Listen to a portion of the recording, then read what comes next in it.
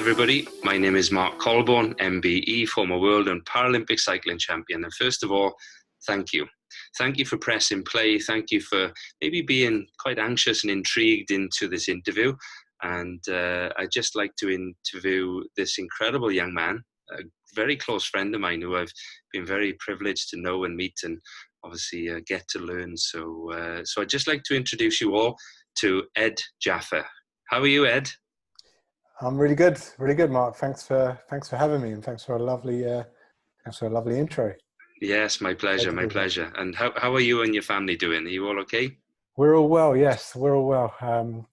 Got a house to myself today, so it's pretty quiet. Otherwise, you'd probably hear a bit of noise. My two young boys. The two young boys. Certainly, yes. Certainly can make a bit of noise and keep very me busy good for sure. Very, very good. Well, first and foremost, thank you. Thank you for giving up your time to obviously come onto this interview. I just wanted to share with my audience, with my network, I guess the incredible work that you're doing, obviously in and around the London area. And if there's anybody watching this recording, obviously in the London area, maybe you'll want to sit tight, listen to what Ed's got to say, because obviously we're just going to keep this short interview, for everybody watching. So yeah, let's jump right in, shall we? Let's dive in, and maybe just share with us. Obviously, I know all about you, about your background, your life, your history, but yeah, just share with the audience. Where did you grow up? First of all, give us a little bit of background about you and your family, and obviously what was your childhood like? Let's start at the very beginning. Sure. So I'm Turkish Cypriot by origin. I was born and bred here in North London. So I'm very much a Londoner. Born in North London, lived in North London all my life. How was my childhood? Nothing too exciting. A fairly normal childhood, really. Health-wise, when I was younger, I didn't really think about my health too much. I would eat and drink whatever I wanted. Like most kids. Yeah. Didn't like vegetables. Just ate what I wanted, drank what I wanted. Fairly non-eventful upbringing. I was a very shy boy, very quiet. Okay. I wasn't very much an extrovert. I'm still, quite an introverted man, quite a shy guy. So sure, that's okay. That's a good thing sometimes, isn't it? Exactly. Yeah. So nothing wrong with that at all. Yeah. So what about sport? Obviously, we'll come on to, your profession, as a coach and a transformational coach and PT. But let's just look at sport. Obviously, we understand that you were quiet, shy, normal upbringing, probably like 99% of the UK. But in terms of sport, what was your what was your favorite sport? As a teenager, for instance. So as a teenager, I got really into So when was I a teenager? It seems like a long time ago now. So it was the 90s, sort of mid 90s was when I was in my teens. Back then, wrestling, WWE or WWF as it was called back then. Sure. That was the popular sport, and football, of course. So they were the two sports that I followed avidly at the time. I was never really a sporty kid, to be honest. It feels weird me saying that as a health and fitness professional, but sport was never my thing. I was never good at any sports. I was always last to be picked for any team sports like football or I was put in goal. So really I wasn't the most gifted when it comes to sport. Yeah. But if there was anything I did follow at the time, it would have been WWE wrestling and a bit of football as well. So who was your idol? Obviously you talk about wrestling. I can just see it in your eyes with a hint of passion. Who was your idol at the time then? So I guess back then, I was in all of these wrestling superstars, guys like Mr. Perfect, Hulk Hogan, the Ultimate Warrior. They had these big, flamboyant personalities, which was the complete opposite of me. I was nothing like that. So I think that's why what I liked about him. I thought, and obviously I like the physique as well. That's kind of the inspiration yeah. the inspiration behind me It, getting it, in the gym. it's almost opposite ends of the spectrum, isn't it? You know, from Complete. this shy, introverted, quiet, nice gentleman to seeing these iconic gods. Yeah. Just I love the big characters, the confidence they had when they walked out. You know, I thought, wow, I'd love to have that confidence. So that was kind of Yes. my inspiration, really. Yeah. Did that then? I'm just trying to think here of the transition. Did that sort of allow you then to almost formulate the career, you know, as a healthcare professional and PT, to see that maybe the way I'm thinking of this is seeing that the impact that those iconic characters had on your life, did that then sort of almost nurture you into, you know, becoming a healthcare professional? I don't think so. Not at the time, anyway. Maybe later on, but certainly not at the time. Because even though, even though I was a fan, I never believed it was possible. I never had that belief in myself at the time. Sure. So, like, it was only later on that when I actually did get into fitness, I actually started getting results for myself. Mm-hmm. I started to have that belief in myself. Yeah. And when people were asking me for fitness advice, then they were seeing me as a role model. I thought, oh, Yeah. maybe there's something. Yeah, it's Something quite in this. flattering, isn't it? It's quite It is. flattering. Yeah. It is. Amazing. So can I just sort of dig a little bit deeper, you know, into that transition period of when you found belief in the process, which was training, found belief in, you know, you saw advancements in your physical health. Okay. But share with the audience, how important is the right fuel, and of course then how important is the right rest, you know, to allow the magic to happen, shall we say? Yeah, that two of the most important things are the right fuel and the right rest and recovery, because we get very much focused on doing the work. You know, we get in the gym, we want to work hard, but sometimes we forget about the rest, the recovery, and the fuel to make the magic happen. Yeah, it breaks my heart when I see people in gym kit driving through the drive-through. I'm like, really? Yeah. Well, here's the thing. There's like, let's say you do an hour workout or 1 hour workout in the gym. You know, that's 1 hour of the day. There's 23 hours to go and screw it all up. So those 23 hours are just as important as that 1 hour you spend in the gym.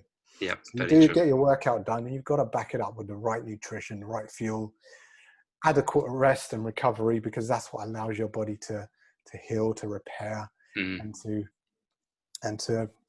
perform at an optimal level, body and mind. Yeah, 100%. Because, you know, the bottom line is, you know, our bodies need live enzymatic goodness. In other words, food that, I guess, grew in the ground or fell off a tree, because that food once upon a time was a small seed, and it's alive. You know, when you see fruits and vegetables growing and grains growing, you know, and then you allow the penny to drop, it's like, of course, that food must be good for me, because when I eat it, it works in harmony with my cells, you know. So yeah, that's really powerful. So everything you've gone through, obviously from a quiet childhood to seeing iconic characters in the world of wrestling, to having just some belief in yourself, because you obviously wanted some change. Something must have triggered that mindset to change. So, you know, and now that you're teaching and coaching and helping people to transform their life and their health, do you see yourself as an inspiration, you know, to other people then? In other words, lead by example. I do. You know, when people are asking for your help, they see you as a role model. I like to think I must be doing something right and inspiring others through, you know, what I do with my own training, my body, Sure. People who've seen my transformation, people who've seen the work I do with others, people who watch my content, my videos, when they comment and provide me that feedback, would suggest that I like to think, being a good role model and inspiring others. So it's rewarding. Yeah, and it's having the integrity, isn't it, to do what you say you're going to do, rather than just have this front, because I know that you are very authentic, honest, always on time, and that's what inspirational people do, is lead from the front. Very much so. It's not about being perfect. I'm by no means perfect. I'm not this machine who eats, chicken and broccoli every day. I have a burger and fries every once in a while. Sure, I saw you in the drive-through. There you go. Oh God, I thought I had my baseball cap. Yes. There you go. I'm a normal human being, and that's very much what I promote. It's about, I don't put my clients on any restrictive diets. I allow them the flexibility to eat what they want, because I want to eat what I want. I want to enjoy my life. I've got kids. I can't be living that regimented lifestyle. Yeah.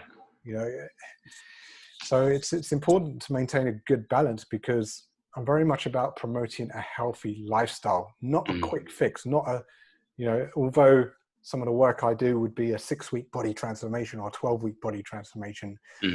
We all love fast results, but it's what you do beyond that point. That's what's very important to me. I love getting people in shape in 12 weeks, but that doesn't matter to me. And if they go and undo all the hard work in the following 12 weeks, I want them to build new habits that last them a lifetime. Yeah, it's difficult. It's difficult for people to quantitate the benefits of a lifestyle, but long term, like you said, not just a quick fix. Turn 12 weeks into 12 months, and then focus and turn it into 12 years. Yeah. That's the longevity of optimum health and great health, at the cellular level. So can I ask you, what's your inner purpose to push the boundaries of health and well-being? Deeper questions now. Yes. Let's get down and dirty.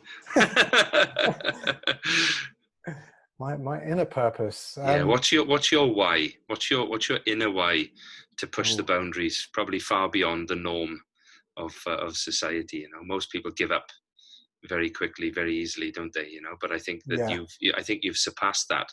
And when I met you, I knew that there was something in there that was bigger than you probably even thought until we touched on it.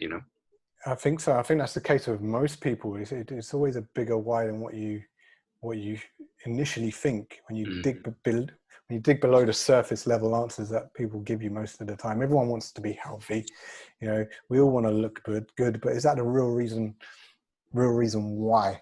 I mean, for me at first, yes, it was about, I guess my turning point, my in my book, The Muscle and Hustle Method, I call it my enough is enough moment that kind of triggered me to change my body. It was seeing a picture of me on holiday with a rare picture with my top off, where I had a belly, I had man boobs, and it was just very uncomfortable looking back at it. And this was back in the day before we had digital photography, so I had to take the film to the chemist to actually get processed and see the physical picture. And it was that moment I thought, right, I've not been looking after myself too well. I'm not happy with how I look.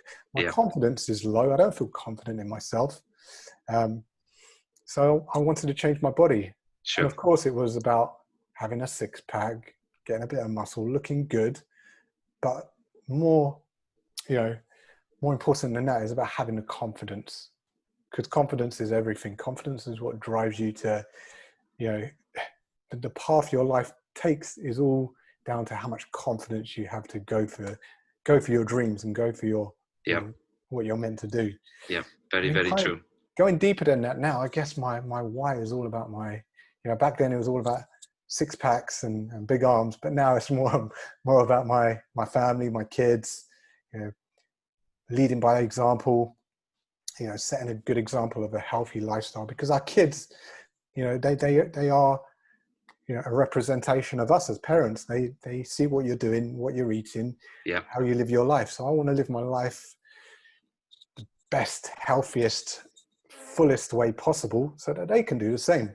And I want them to see that, if you want to achieve something in life, anything is possible if you put your mind to it and you work for it.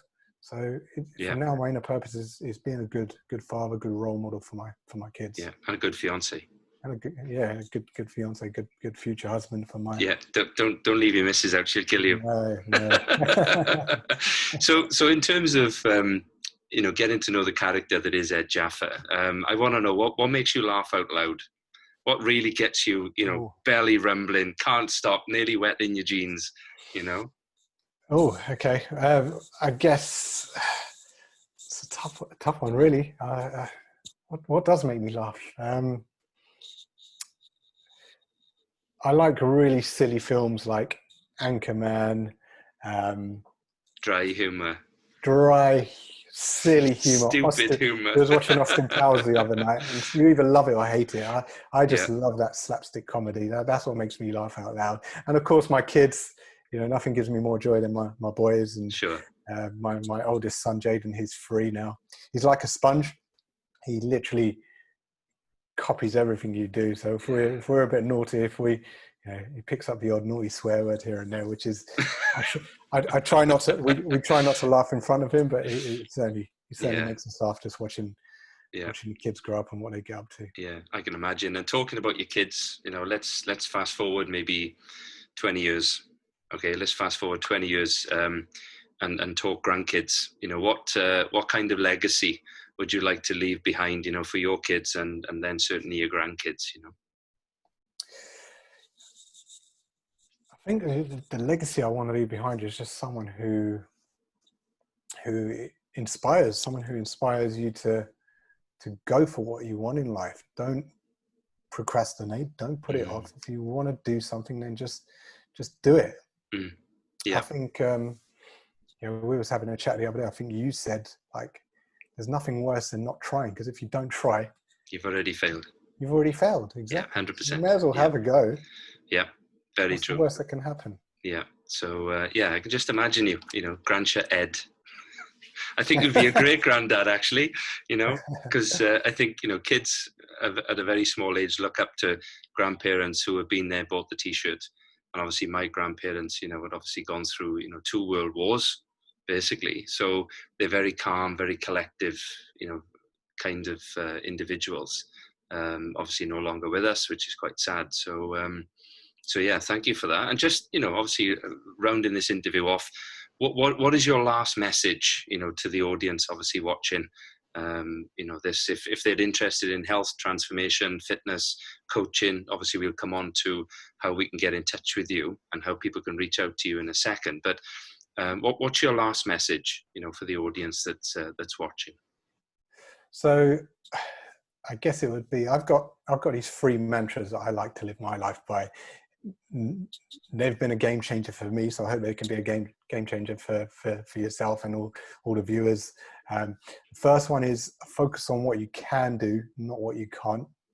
As human beings, we tend to worry too much about problems, focus on problems.